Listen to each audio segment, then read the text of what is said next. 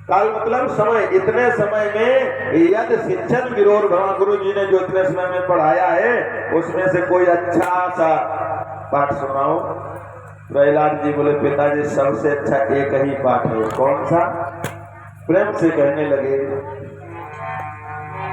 श्रवणम कीर्तनम विष्णु स्मरणम पाद सेवनम अर्चनम वंदनम दास्यम सख्यम आत्मनिवेदनम। जैसे कहा पिताजी अर्चनम श्रवणम कीर्तनम विष्णु, सुनो तो श्री हरि कथा, विष्णु की कथा, विष्णु की चर्चा सुनो तो विष्णु को, स्मरण करो तो विष्णु को, कीर्तन करो तो विष्णु का। श्रवणम कीर्तनम विष्णु स्मरणम पाद सेवनम, पाद सेवन करना तो विष्णु का। अर्चनम वंदनम, अर्चन करो विष्णु का, वंदन करो विष्णु का।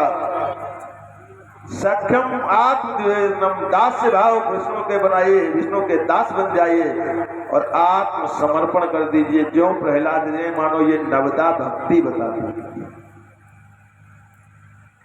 श्रवण का मतलब पहली भक्ति क्या है? प्रथम भगति संतन कर संगा। संतों का संग करोगे तो क्या मिलेगा? सत्संग माने कथा। और इधर भी कहते श्रवण, श्रवण करो सत्संग। दूसरा कीर्तनम, और वहां दूसरी भक्ति क्या कह रहे हैं? दूसर रति मम कथा प्रसंगा। भगवान की कथा सुनोगे तो कीर्तन भी करना है। तीसरी श्रवणम कीर्तनम विष्णु स्मरणम पाद सेवनम। और यहाँ तीसरी भक्ति कहते हैं गुरु पद पंकज सेवा। तीसरी भगति अमान, गुरु जी की सेवा करो दास भाव से तो आप अमान हो जाएंगे। अमान का मतलब सेवा करेंगे पर कोई कामना नहीं रहेगी, बड़े भाव से निष्ठल भाव से करेंगे सेवा। और चौथी भगति मम गुण गण करहि कपट तजिगान। जब कपट छूट जाएगा तो विश्वास करना नहीं होगा, विश्वास अनायास हो जाएगा।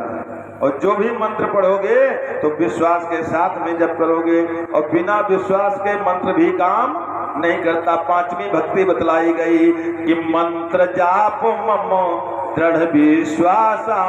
पंचम भजन सुवेद प्रकाशा। ऐसे ही यहाँ अर्चनम वंदनम और सख्यम, यहाँ छठवीं भक्ति कहते हैं छठदम शील विरति बहु कर्मा निरत निरंतर सज्जन धर्मा। नित्य निरंतर सज्जनों का गुरुजनों का सम्मान, अर्चन करो वंदन करो। सातम समोय मैं जग देखा मोते अधिक संत कर लेखा।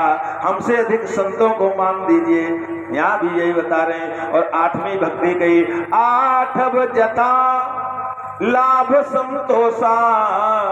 ये दास भाव, दास जो होता है मालिक को क्या मिल रहा, कितना मिल रहा, मालिक मुझे क्या दे रहा नहीं दे रहा कोई मतलब नहीं है, वो तो वहीं पर स्थिर है।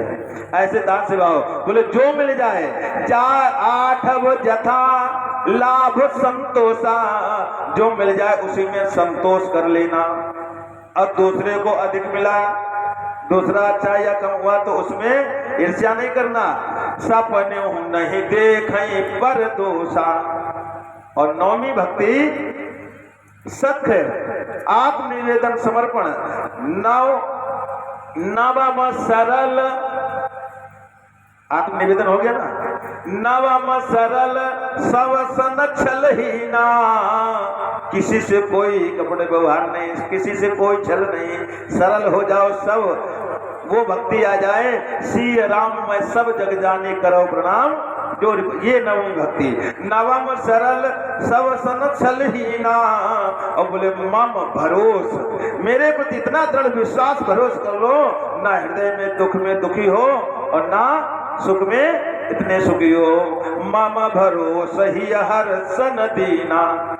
भगवान कहते हैं इन 9 भक्तियों में किसी के पास एक भी यदि भक्ति है तो वो चाहे जल का जीव हो और पशु पक्षी हो, कीट पतंग हो, चाहे मानव हो, तो बोले नवमा ये कहू जिनके होई नारी पुरुष सचराचर कोई। वो कैसा है हमारे लिए? बोले सोई अतिशय प्रिय भामिनी मोरे, तीन सकल प्रकार भगत जड़ तोरे।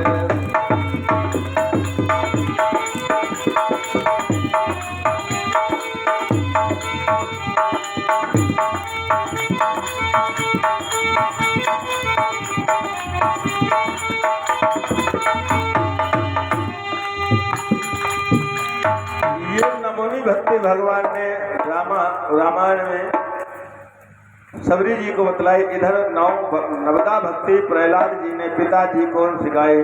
पिताजी गोद में लिए थे, फेंक दिया गोद से, सेवकों से कहा ले जाओ इसे, समझाओ हमारे शत्रुओं का नाम लेना बंद कर दे, विष्णु कहना बंद कर दे, और यदि नहीं माने तो इसे मृत्यु दंड दे दो।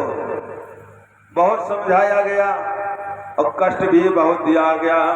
दंता गजानाम पुलिसास निष्ठुरा, गजों के द्वारा कुचलवाया, भगवान ने बचाया। सोलों से मार दी, भगवान ने बचाया। ऊंचे पर्वत से गिराया, भगवान ने बचाया। समुद्र में भिगाया, भगवान ने बचाया। जो यातना देते भगवान बचाते। सर्पों के बीच में बंद कर दिया, कोठरी में सर्पों के बीच से भी भगवान ने बचाया। बड़े परेशान कैसे इसे मारा जाए। और जो जो भक्ति पूर्ण होती जा रही उतना ज्यादा विश्वास होता जा रहा। ऐसा होता ही है। हमसे पूछा जाए, वाह प्रभु मुझे तो पल पल पे एक एक कण कण पे अपना सहारा दे। विश्वास, इसीलिए तो विश्वास होता है। आप सभी हरिनाम जप करके देखो, ये जरूरी नहीं हरिनाम जप करने के लिए गृहस्थी छोड़ी जाए। घर में रहकर सारी जिम्मेदारी निभाते हुए भी हर काम करते समय मन में हरि नाम जब चलता रहे तो उसका हर काम अच्छे से होता है। परमात्मा अगर बिगड़ता भी होगा काम उसको संभालते हैं। कहीं आपको कुछ बिगड़ने वाला है उससे पहले ही आपको रास्ता मोड़ देंगे, जाना इधर, अनायास इधर चले जाओगे। और ये ऐसा वही कह सकता है जिसको प्रैक्टिकल हुआ है। बोलो, बिना प्रैक्टिकल का निष्ठा को तो बोल नहीं सकता है। और ये भगवान की कृपा का अनुभव है। भगवान कहते हैं क्या किया, इनकी बहन है जिनका नाम है टिंदा, उन्होंने कहा भैया देखो तुम इतनी यातनाएं दे चुके नहीं मार पाए, अब सुनो हमें ब्रह्मा ने एक चादर दी थी, तुम्हें इतने वरदान दिए, और वो चादर ब्रह्मा की जो ब्रह्मा के द्वारा दी हुई है उसे ओढ़ करके अगर हम अग्नि में भी बैठ जाएं तो अग्नि हमें जलाती नहीं है। क्या करो? बोले प्रहलाद जी को हम गोद में लेकर के ओढ़नी ओढ़ के बैठ जाएंगे और अग्नि की व्यवस्था तुम करो लकड़ी की, अभी तुम्हारी इस समस्या का समाधान हो जाएगा। देर ना लगी, काष्ठ का ढेर लग गया। बुआ जी चुनर ओढ़ के और काष्ठ के ऊपर बैठ गई, प्रहलाद जी गोद में। अब प्रहलाद जी तो एक ही नाम, ओम विष्णुवे नमः, विष्णुवे नमः, श्री हरि विष्णु। आग जलने लगी बड़ी तेज। भगवान की कृपा देखो, इतनी तेज हवा चली कि जो चूनर बुआ जी ओढ़े थी वो चूनर उड़ करके प्रहलाद जी को लिपट गई। होलिका मैया जल गई। बोलो होलिका मैया की। जैसे अग्नि शांति प्रहलाद जी बाहर आए तो प्रहलाद के जो भक्त थे उन्होंने उस भस्म को लगाया मस्तक से, गले मिले, मिष्ठान खाया। तभी से ये होली का त्योहार आरंभ हो गया। लेकिन प्यारे, मैं इस व्यास से जहां तक ये संदेश जा रहा निवेदन करूं, प्रहलाद के भक्त बन करके होली का त्योहार मनाइए। प्रहलाद के जो भक्त थे उन्होंने भस्म लगाई, गले मिले, मिष्ठान खाया, क्योंकि प्रेम का त्योहार। और जो हिरण्याकशिपु को पता चला कि बहन मर गई, जल गई, अब हमारे शत्रुओं को नाम जपने वाले को कछु ना हुआ, तो क्या किया, सब मदिरा पीकर एक दूसरे पे वार करने लगे। तो भैया ऐसी वाली होली मत मनाओ कि घर वाले परेशान, मोहल्ले वाले भी परेशान। बोलो राधे राधे। प्रहलाद को जब इस प्रकार भी कोई क्षति न हुई, विचार करने लगा। और एक दिन ऐसे ही सायंकाल का समय है, एक खंभे को, स्तंभ को लाल किया, गरम किया और प्रहलाद को बुलाया, हाथ में खड्ग लिया। बुलाओ अपने भगवान को, कहां है तेरा भगवान, आज मैं भी देखूं। कहां है तुम्हारा भगवान, बचा सकता है तो बचा ले, आज मेरे हाथ से तू बचने वाला नहीं। प्रहलाद जी कहने लगे, पिताजी ये अभिमान छोड़ दो। तो कहां है तुम्हारा विष्णु? प्रहलाद जी बोले, विष्णु सहस्रेषु। पहली बात तो जो तुम हाथ में अस्त्र लिए हो इसमें ही विष्णु है। घबरा गया, इसमें विष्णु हमें नहीं दिख रहा? कहा है विष्णु सहस्रेषु। अच्छा, और बोले युष्मास, जो स्तंभ दिख रहे हैं, बोले इसमें भी है। मैं 400 व्यवस्थिता, भगवान हर तरह 400 कण कण में है। कहाँ नहीं है? ए भैया, मिट्टी की मूरत, मिट्टी की मूरत और मिट्टी की काया, मिट्टी का बना मकान, लेकिन टिका किसके बल पर? प्रभु। करता सब मानव, लेकिन एक बार जरूर कहता है। डॉक्टर को पता है ऑपरेशन ये करेंगे इतना होगा, लेकिन पहलवान लिखाए ले थे, जो कुछ हो तुम्हारा, जो कर अपना रहा है उसको पता है, तुम्हें कुछ नहीं पता, लेकिन तुम्हारे मरे जिए तुम्हारा भगवान पे भरोसा। जब सबको भरोसा तो कहाँ नहीं भगवान है? अरे मिट्टी की मूरत, मिट्टी की काया, मिट्टी का बना मकान, रमे है कण कण में भगवान, रमे है कण कण में भगवान, रमे है कण कण में भगवान।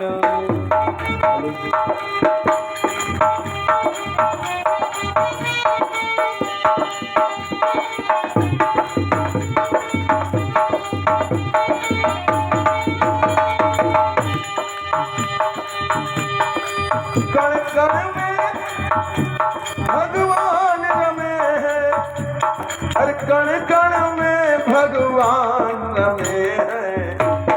बोलो ना, किसको विश्वास है? रमे है कण कण में भगवान, रमे है कण कण में भगवान, रमे है कण कण में भगवान।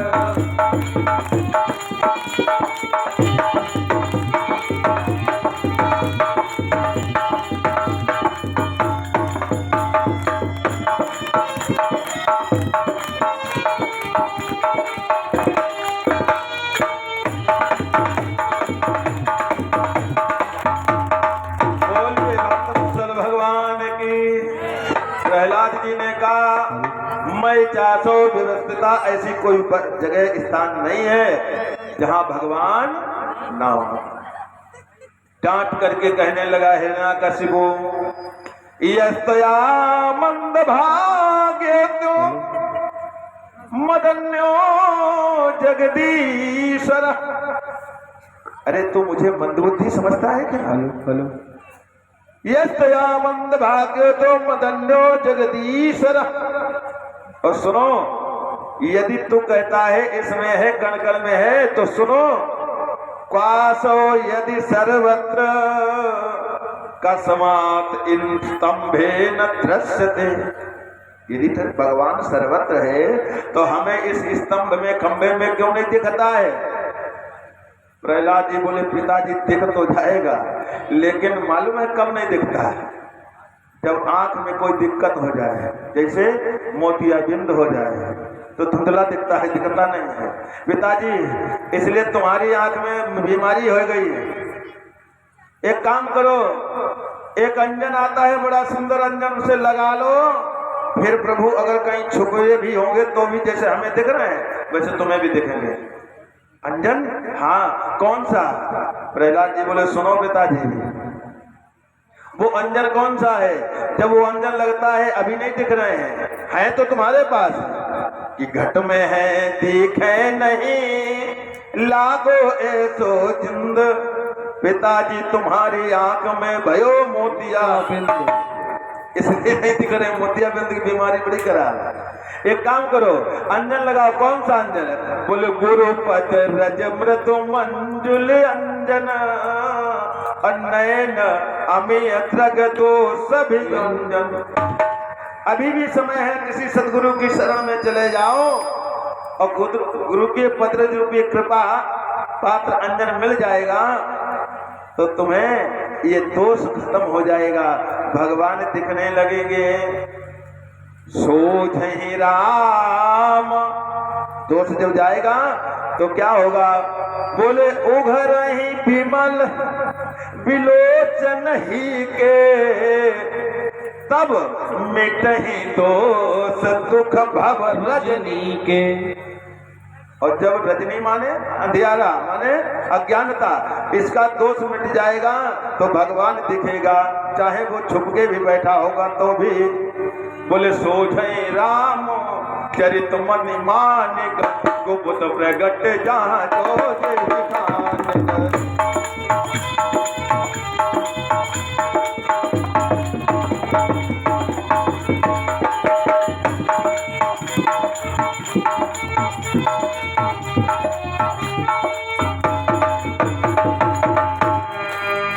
पिताजी ने सुना, मुझे सिखाता है। हाथ में लिया तलवार और प्रहलाद, अब तुम बचने वाले ने। जो प्रहार करना चाहा तो उसी समय गड़गड़ानो खम्भ फाटो, निकलो नरनाहक को रूप अति भयावनो है। जीव लपलपावे दांत कटकटावे, पुन देखन में नरसिंह को रूप अति भयावनो है। बोलिए नरसिंह भगवान की। भगवान नरसिंह प्रकट हो गए। हिरण्यकशिपु ने देखा, ऐसा तो जीव हमने आज तक नहीं देखा। हाथ में गदा लिया, युद्ध करने लगा। भगवान भी युद्ध करने लगे इससे, लेकिन इसे मार नहीं रहे हैं। क्यों? अभी समय हुआ नहीं, ब्रह्मा के वरदान कहीं मिथ्या ना हो जाए। तब तक भगवान इससे युद्ध करते रहे जब तक थोड़ी भी किरण सूर्य की रही, अर्थात संध्या समय नहीं हुआ। और जैसे समय हुआ तो भगवान ने ऐसा अस्त्र चलाया कि हाथ से गदा छूट गई।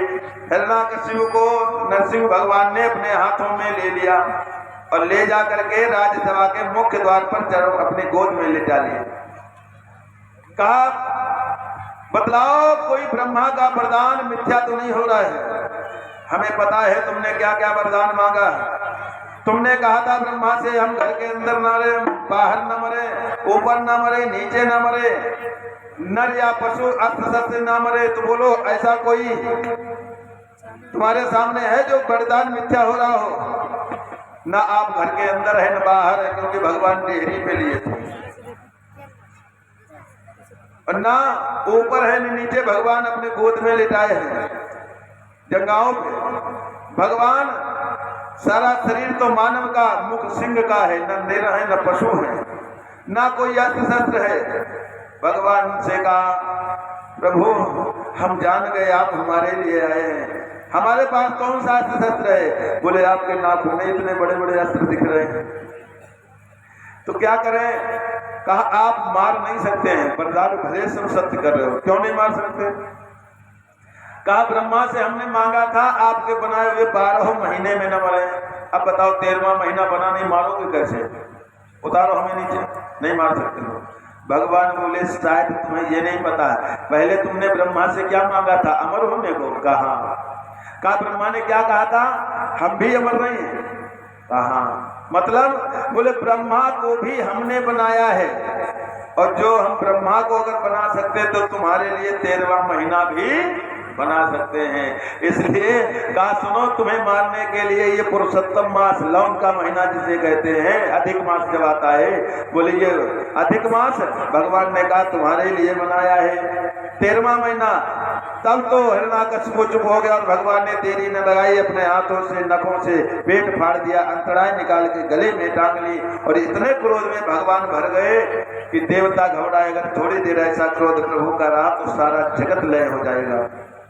अब क्या करें? ब्रह्मा जी आए सामने, स्थिति करें, शायद भगवान शांत हो जाए। तो ब्रह्मा जी को देखते भगवान और क्रोध में, तुम्ही ने वरदान दिया, ब्रह्मा जी किनारे हुए, इंद्रादि देवता आए, भगवान क्रोध नहीं शांत, यक्ष किन्नर गंधर्व आदि सब बारी बारी से आते युद्ध स्तुति करते और चले जाते हैं। जब शांत नहीं हो रहा क्रोध, लक्ष्मी जी को बुलाया गया। लक्ष्मी मैया आई, लेकिन देखते कहा हमारे स्वामी तो रहते हैं शांताकारम भुजग शयनम, बड़े शांत रहते हैं। ऐसा तो रूप हमने देखा नहीं। लक्ष्मी मैया भी देख के वापस चली गई। नारद बाबा बोले अब कैसे शांत हो गए? तुरंत नारद जी ने प्रहलाद को इशारा किया, प्रहलाद तुम्हारे लिए हमारे प्रभु ने ये रूप बनाया है और तुम्हारे कारण इतना कष्ट उठाया, इसलिए एक काम करो, तुम ही जाओ भगवान के सामने, तभी प्रभु का क्रोध शांत होगा। छोटे से प्रहलाद भगवान के चरणों के पास खड़े होकर हाथ जोड़ लिए, भगवान की नजरों में नजर नहीं मिला रहे, भगवान के चरण देख रहे हैं। ये शिक्षा हम आपके लिए है। अगर कोई क्रोध में होता है और क्रोध में यदि आप उसके नेत्र से नेत्र मिलाओ, बात करो तो क्या होगा? क्रोध कम होगा, बढ़ता ही जाएगा। इसलिए नेत्र से नेत्र नहीं मिलाए। सब देवता भगवान के नेत्र से नेत्र मिला रहे, मुख की ओर देख रहे हैं, लेकिन प्रहलाद भक्त भगवान के चरण देख रहे हैं। और जैसे भगवान ने देखा तो भूल गए क्रोध कहाँ है। भगवान अपनी गोद में लेकर के प्रहलाद को अपनी जिह्वा से चाटने लगे और रोने लगे। भक्त कहता है, बोले प्रभु प्यारे कोमल अंग तिहारो हाय, और असुर ने बिगाड़ो मम एक नाम गाने में। गिर से गिरायो जल में डुबोयो मुने, अग्नि में सतायो कमी रखे ना सताने में। अग्नि में जलायो कमी रखे ना सताने में। उर्सों लगाए लपटाए प्रभु बार बार, करुणा स्वरूप बढ़ो करुणा दिखाने में।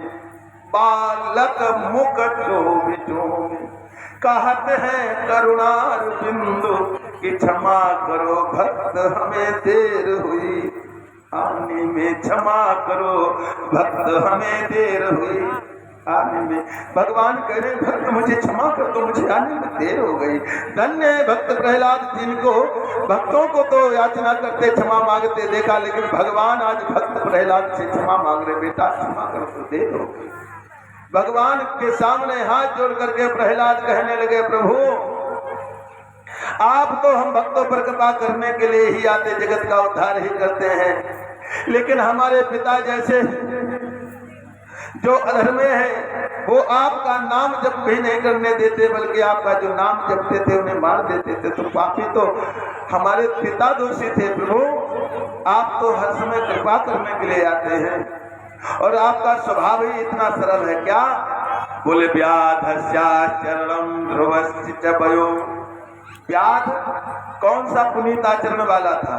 यदि कोई कहे प्रभु आचरण वाले को मिलते हैं तो व्याध तो एक हिंसक था, उस पर भी कृपा करिए। कोई कहे भयो वृद्ध को मिलते तो भी नहीं, प्रभु 5 वर्ष के थे ध्रुव जी, आपने उन पर भी कृपा करिए।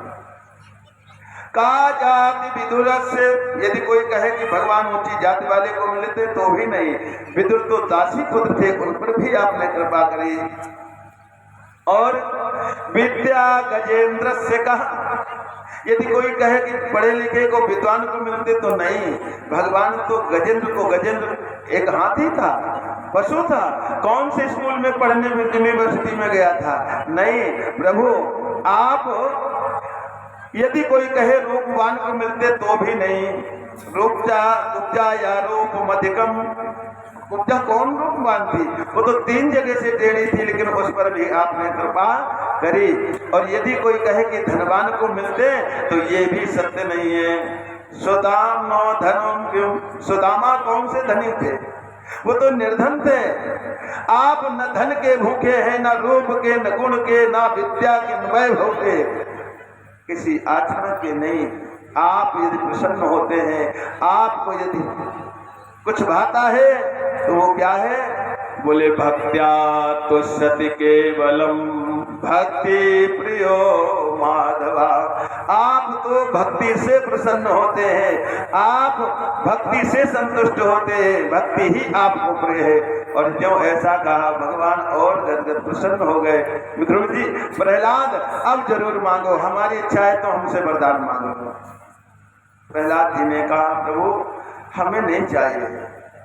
रोया प्रहलाद पुण्य प्रभु पाओ गहे, और कहा प्रभु मेरी परीक्षा मत लीजिए, मेरी परीक्षा मत लो।